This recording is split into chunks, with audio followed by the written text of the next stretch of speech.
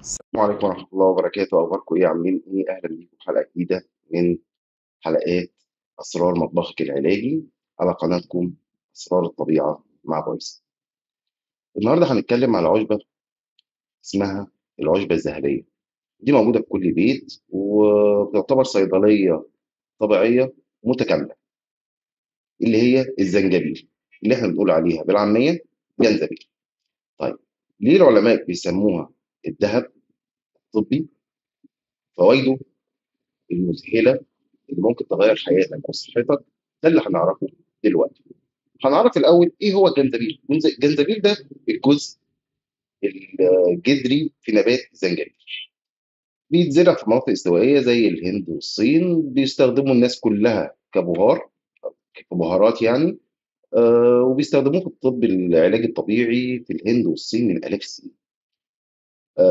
المكون الاساسي بتاعه ماده اسمها الجنجرول، وده المسؤول عن الطعم اللي بيلسع شويه، والفوائد الطبيه كلها موجوده في الماده دي.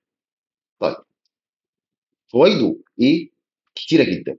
هنتكلم، عدي بقى الفوائد بتاعته. اول حاجه للجهاز الهضمي، الجنزبيل بيساعد ويعالج عسر الهضم، بيقلل الغازات والانتفاخات، بيزود العصاره الهضميه، فبالتالي بيساعد معانا ان الهضم يبقى اسرع واحسن. الناس اللي عندها الغثيان او الميل للقيء، وبالذات في دوار البحر والحوامل في بدايه الحمل، ممكن نستخدمه لحاجه زي كده عشان يقلل الميل للغثيان او الميل للقيء. طيب، فوائده ايه؟ لآلام العظام وآلام العضلات، ممتاز جدا في التهاب المفاصل.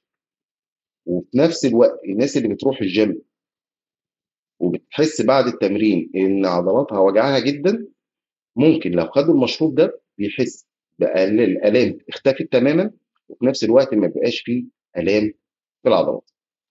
طيب، بالنسبة للمناعة، هو غني جدا بمضادات الأكسدة، فبالتالي بيقوي المناعة بشكل فظيع. غير كده ان هو بيبقى بيعالج وبيمنع نزلات البرد والانفلونزا، واحنا داخلين على ايام الشتاء الجايه، محتاجين ان احنا نعلي المناعه شويه عشان نحافظ على نفسنا. طيب، بالنسبه للدوره الدمويه، هو منشط ممتاز للدوره الدمويه، وبيقلل الكوليسترول الضار، يعني بيختار الكوليسترول الضار يقلله، بيبعد عن الكوليسترول المفيد. فبالتالي بيظبط معانا كمان ضغط الدم، بينظم ضغط الدم. فبالتالي ممكن نستخدمه في حاجه زي كده، بس ما يمنعش زي ما احنا بنقول ان احنا نمنع علاج الضغط او علاج الكوليسترول، لا. احنا العلاجات اساسيه، لكن احنا بنساعد بالحاجات الطبيعيه. طيب، بالنسبه للناس بقى اللي بتعمل رجيم وبتخسس وكده، الزنجبيل من ضمن المواد اللي بترفع معدل الحرق جدا، وبيحسسك بالشبع، وده بيخليه ممتاز للدايت. بالنسبه بقى للتركيز فيه، بعض الابحاث بتقول ان هو بيحسن الذاكره وبيحسن الانتباه، بيخليك فايق، وده مهم جدا لفتره برضو اللي احنا داخلين عليها، فتره المدارس. في حاجه بقى هنقولها في اخر الفيديو، وهي التحذيرات اللي لازم ناخد بالنا منها من الزنجبيل. بس هنتكلم الاول ايه طريقه الاستخدام اللي احنا نقدر نستخدمه بالزنجبيل دي. ايه طرق الاستخدام بتاعتها؟ ممكن نعمل حاجه اسمها شاي الزنجبيل. ده بنجيب، خلي بالكم ان احنا بنتكلم على الزنجبيل الجذور الاخضر الفريش، اللي هو الطازه. ده بنقطع شرايح وبنغليه مع ميه لمده 5 دقائق، وبنحليه بالعسل وبنحط عليه ليمون. ده بيعلي المناعه طبعا جدا.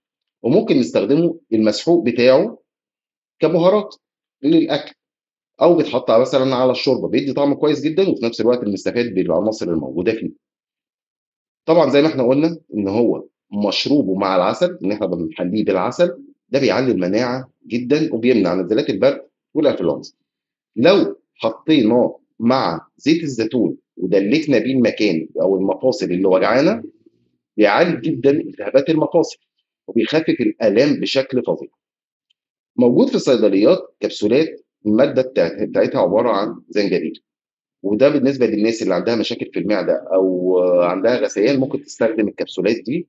او اللي بيطلع رحلات وبيبقى عنده دوار بحر، ممكن يستخدم حاجه زي كده. التحذيرات اللي احنا قلنا عليها في اول الفيديو، وقلنا ان احنا لازم نخلي بالنا منها، ما نكترش من الزنجبيل. زي ما قلنا ما نكترش من شربه كتير، ان ده في ناس بيبقى معدتها ضعيفه فممكن يسبب الحرقان المعده. طيب مرضى السيوله والناس اللي بتاخد علاج لمضادات تجلط لازم يقللوا منه. يعني ايه؟ يبقى مرتين بس في الاسبوع او مره في الاسبوع كفايه قوي.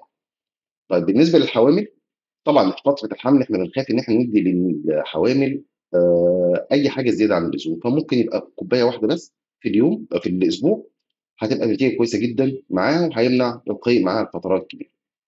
كده احنا قلنا كل حاجه عن الزنجبيل، اللي بنحطه في الاكل واللي بنشربه وكل حاجه. ده صيدليه طبيعيه متكامله. لو استفدتي من الحلقه دي ما تنسيش تعملي لايك وتشترك في القناه، ونشارك الفيديو مع اصدقائنا اللي بيحبوا الاتجاه للطبيعه. واكتبوا لي في الكومنت ايه الطريقه اللي انتم بتحبوا تستخدموها في الزنجبيل، اذا كان مشروب او اذا كان بخار. اشوفكم في حلقه جديده ان شاء الله مع سر الطبيعه مع ابو عيسى، وحلقه جديده من سلسله اسرار مطبخ العلاج. السلام عليكم.